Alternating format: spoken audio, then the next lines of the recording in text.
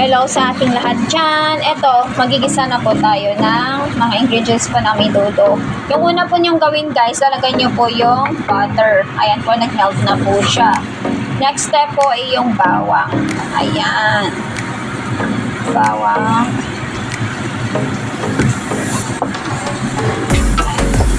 Gisahin niyo lang po guys hanggang siya mag-golden brown po siya. Mga Pilipino dyan, yung mga gustong matuto sa pagluluto at para masarap yung pagluluto nyo, ganyan po yung pagluluto. Sundin nyo lang po. Step by step po siya. Ayan.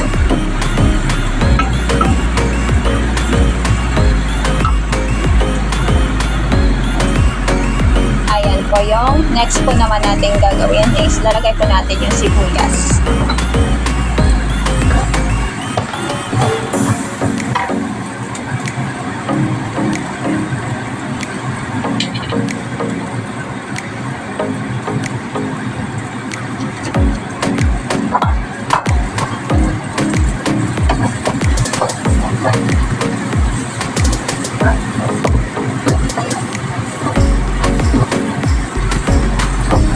Ayan, design na po natin.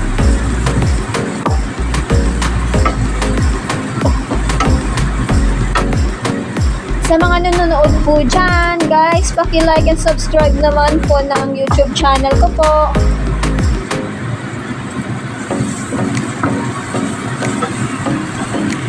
Ayan, design na natin.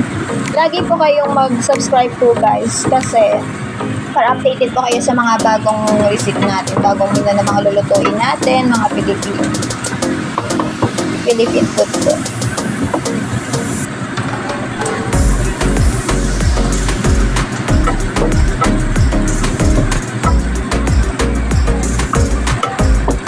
Ayan, na golden brown na po siya guys, yung bawang tsaka sibuyas. Ayan, para masarap kainin. Lalo na sa mga kaibigan natin dyan na may mga bisita. Nako, masarap yung kain nila niyan. Kakahanap-hanapin at lagi nang pupunta sa bahay ninyo kapag sinunod niyo po ito yung pagluluto ko.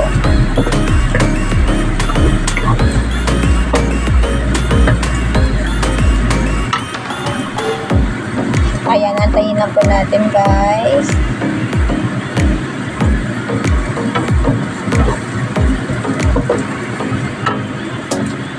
Ayan, next step po, lalagay na po natin yung sahog niya. Ayan.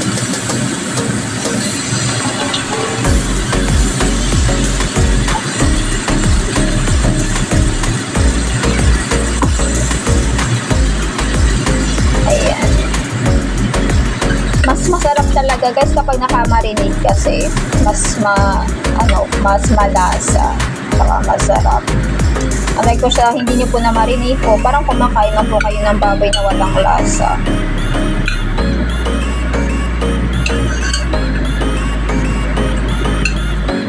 Ayan.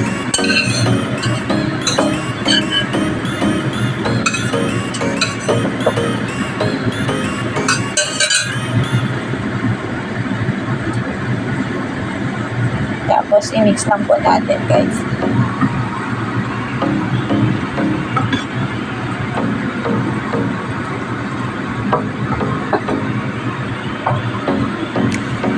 Antayin lang po natin, i-mix muna natin, tapos antayin po natin na lumambot.